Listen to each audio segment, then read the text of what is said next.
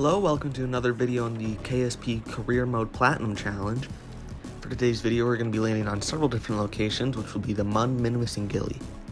My first mission for this video is a Mun orbit, as I realized that our Mun flyby craft from the last episode is actually easily capable of getting into an orbit at the Mun. Now that we were in orbit, I was able to run a quick test on the Ant engine, which I had a contract for. After escaping the Mun, I was able to send Jebediah right back home to Kerbin.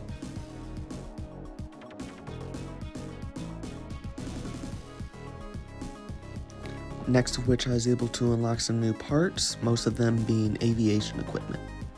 Our next flight is actually a rescue mission. This craft is similar to the Taurus ship from the last episode, but is orbit capable and is meant for rescues instead.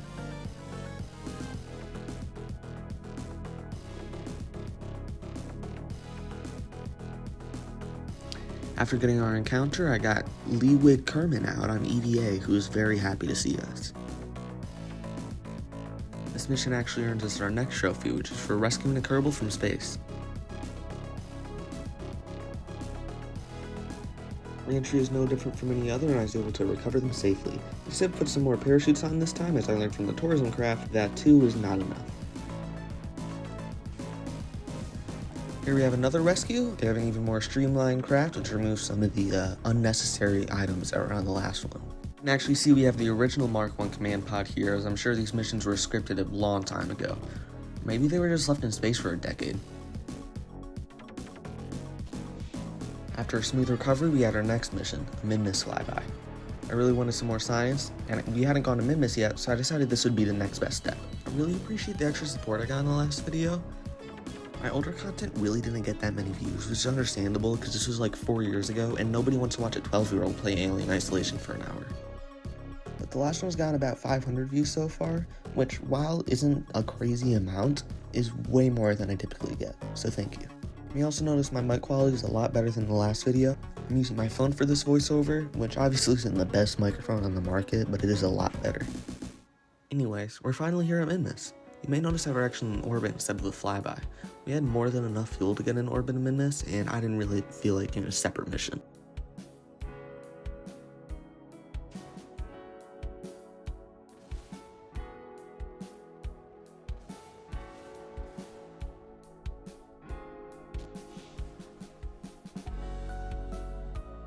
As I said, this mission got us a giant amount of science for the time, almost 600.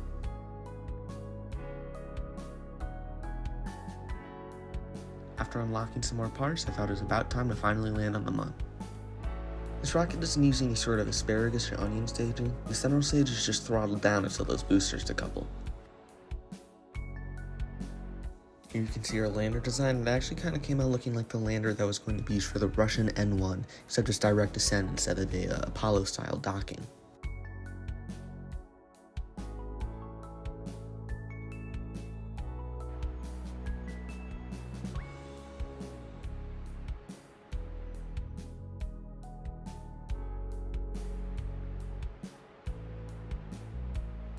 Now at the Mun, I was able to capture herself into orbit and pick out a landing spot.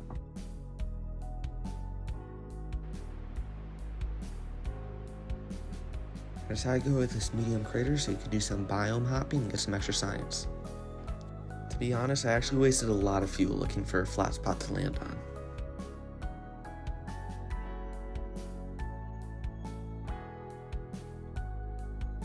Quickly got Jebediah out of the pod so we can make the first steps and plant our flag on the Mun. After the flag plant, Bob got out of the pod and did some science. I then had him start deploying our surface experiments, which took a short while, but will get us plenty of science over time. Of course, I made sure to grab a Munstone, which we were told to bring back with us. You may also notice I put Bob in that blue and red suit. I thought it'd be neat to differentiate the 4 veterans with the different recolors of the main suit. After our first landing, I decided to do some biome hopping to the main Midlands.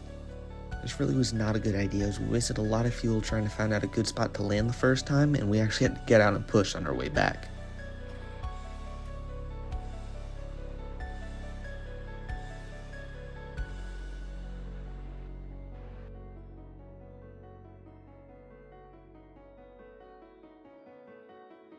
I actually ended up waiting like 80 days to get gravity assist around the Mun.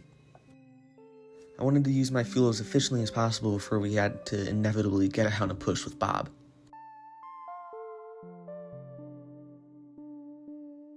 This took like 20 minutes, but we got it done in the end. The camera really started freaking out here as our path kept dipping below and above the atmosphere, but I actually suspect this is our first clue of Bob sneaking some drinks on board.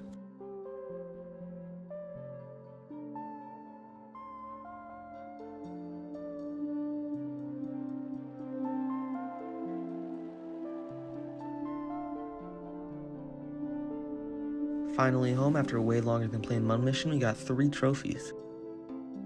One of them was for going to the Mun and returning.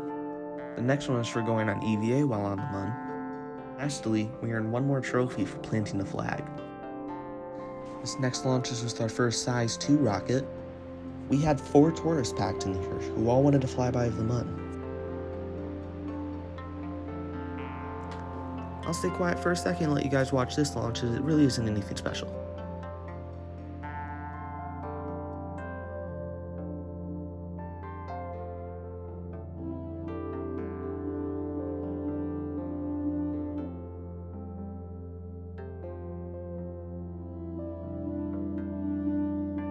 Since tourists refuse to pay you if they pass out due to G-forces at any point in the flight, I want to make this as smooth as possible. They're actually doing really good, but the second the parachutes would deploy, like half of them would end up passing out. I gave this a handful of different tries with some of the parachutes deploying at different times and stuff like that, but nothing I did worked.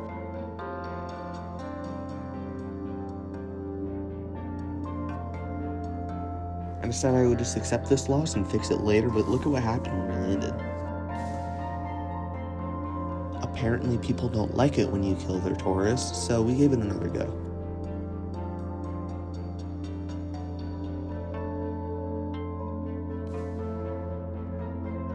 Despite more of them passing out this time, I just wanted to be done with it, so I chose to recover.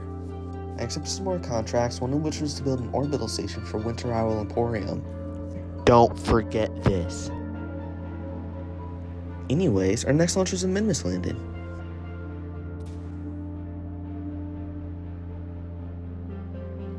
Here you can see our lander. Since it was able to be pretty lightweight, I think it actually came out looking really cool.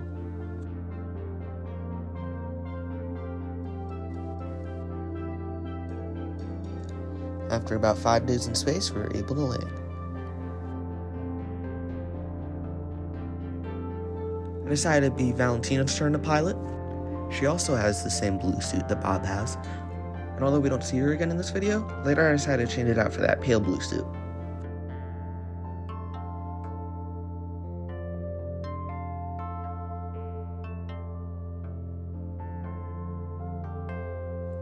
Yet again, Bob started deploying the surface experiments.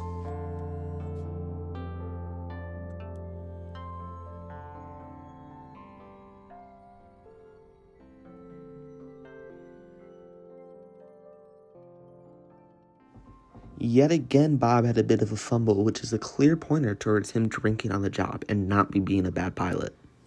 Next up, I decided to land him on this green olivine formation, which I'm shocked he's able to do based on his very obvious drinking problem.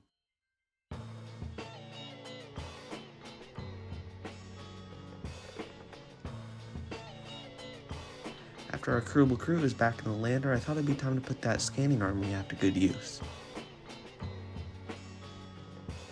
I flew them over to the rock Bob landed on earlier and gave it a scan.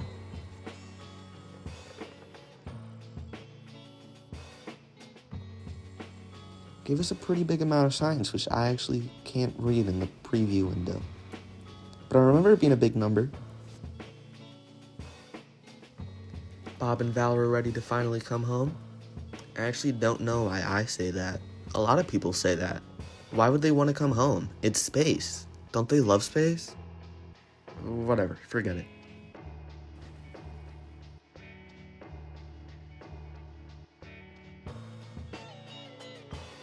Now, when I said at the beginning of the first video that I had 2,000 hours, that wasn't a lie. In those 2,000 hours, not once have I forgotten to put parachutes on a pod.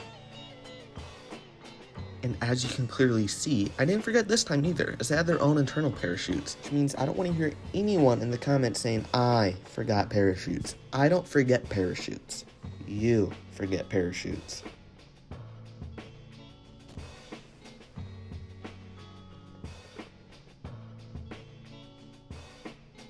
After a very safe, parachute-powered landing, we earned our Flying Minmus trophy for returning to Minmus safely, with parachutes. Okay, I'll drop the parachute thing. Anyway, we had another tourist mission. These guys wanted to sightsee and orbit a Minmus.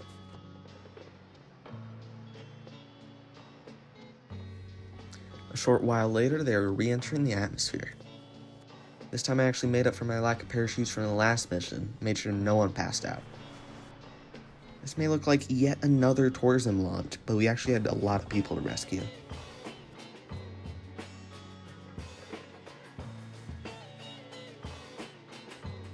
First off, we had scientist Kloster Kerman.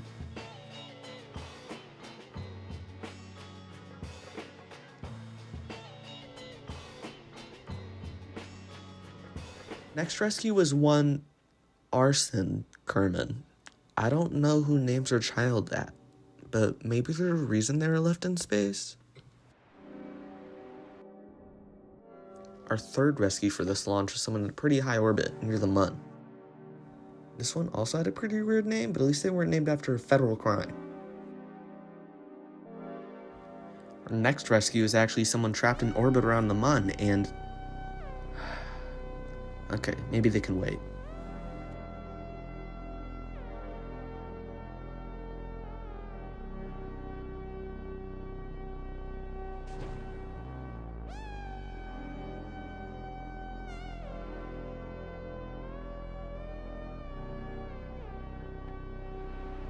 Okay, now we can rescue Fredo Kerman from the Mun. In case you weren't previously aware, rescued Kerbals actually get added to your roster for future use during flights. This is great for us, because High Ranger's one Kerbal costs around $200,000. Winter Owl also said that they wanted 5 Kerbals on their new station, and I'm not fessing up $1 million to hire them. So don't get excited thinking that these Kerbals are going to live out the rest of their lives happily on Kerbin. They're heading right back up into space. Forever. This next mission isn't that important, but I noticed that our surface experiments on Minmus weren't communicating, so I thought I'd send a relay.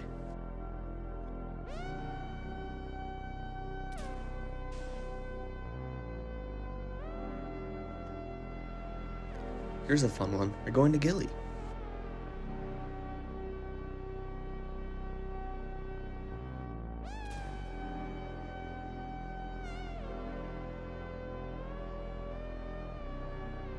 I should say that anyone who has a good amount of experience with this game probably knows this isn't nearly enough fuel to get to Gilly and return back home.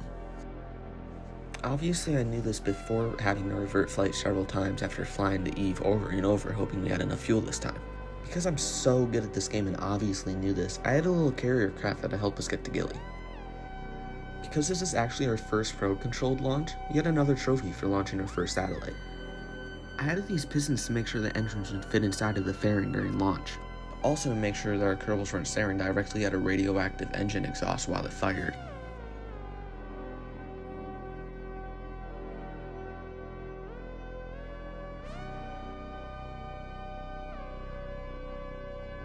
After docking the interplanetary tug, we were ready to go to Gilly, but not before unlocking a trophy for completing our first dock. Of course, I actually already have a lot of these trophies, but it'll work better as a series to start from zero.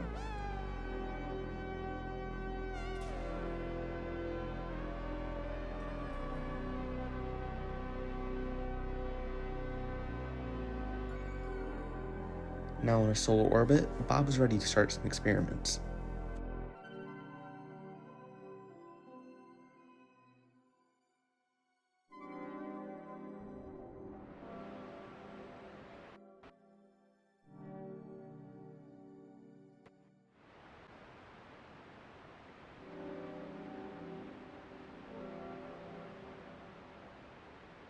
After finally circularizing around Eve, we were ready to get rid of those 2 drop tanks.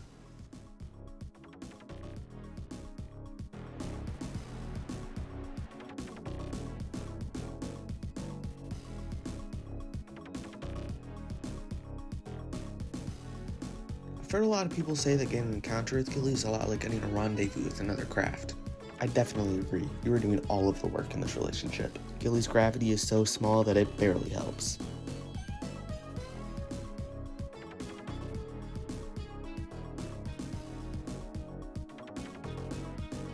After some fine-tuning, we are finally arriving at one of those lumps of coal Santa puts in your stocking.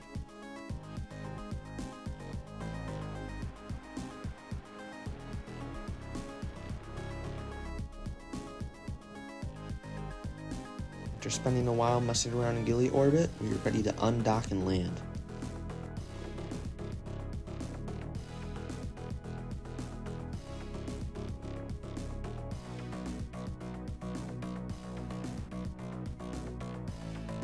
Nobody actually told me just how long it takes to land on Gilly.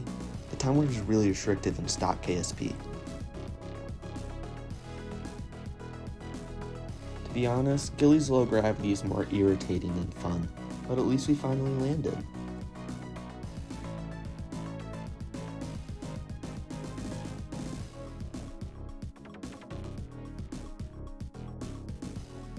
This was Bob's third landing without planting any flags, so I thought I'd let him do this one.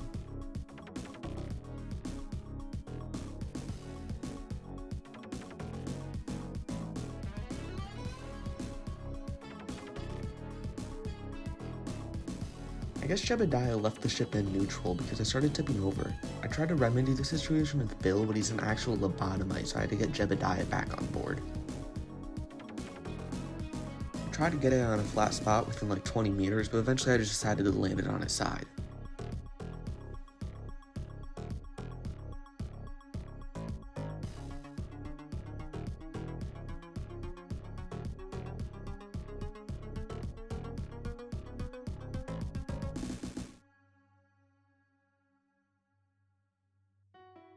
After messing around for a while, the gang was able to get their picture. Time this episode, Bob said, "Are you kidding me? This is what I mean by the drinking on the job thing. Put down the bottle, man." After he finally got it back together, he finished setting up the rest of the surface experiment. I cannot describe how long it took me to land next to this stupid lump on the ground. Looks like it gave us some good science, though.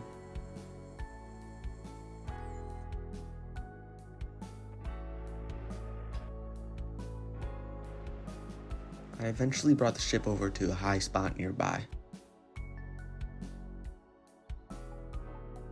This was the highlands as I expected, and we were able to get way more science.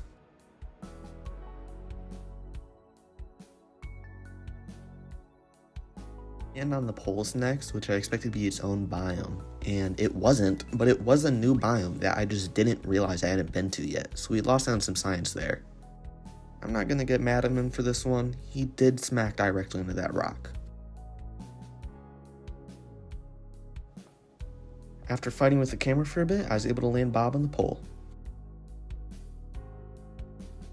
I can get upset with him for this though. Do I even have to say anything? Come on.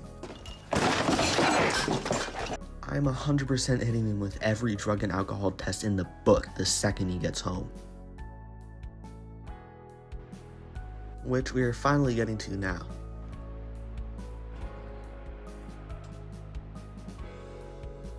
I thought I docked that tug again so I could use the little bit of extra fuel it had, which I did manage to do, but the nuclear engine would have blasted the solar panels, so I wanted to undock and rotate, but I just gave up after it refused to connect again.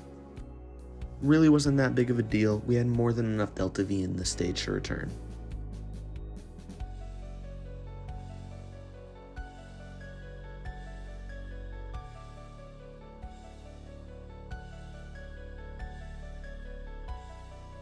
Now, I could have sworn I lowered myself to a low orbit around Eve, but I just don't have any footage of it. I did that biome EVA report trick from earlier. I don't know why I don't have any footage of it, but trust me, I did do that. As you can imagine, our re-entry is a little hot considering we were coming in at over twice Kerbin's orbital velocity. Both Bill and Bob actually passed out, which I guess is par for the course for the latter, but Jebediah managed to stay awake. Now, I assume the return from this location trophy was for landing there and then returning. But I guess I'm mistaken, because we did get the Gilly Ugg trophy for landing and returning from Gilly, but we also got the Eve one, even though we haven't landed on Eve. I do plan to land on Eve though before the series ends, don't worry. Confusing trophy qualifications aside, that's the end of this video. I really do hope you enjoyed it. I'll see you in the next one.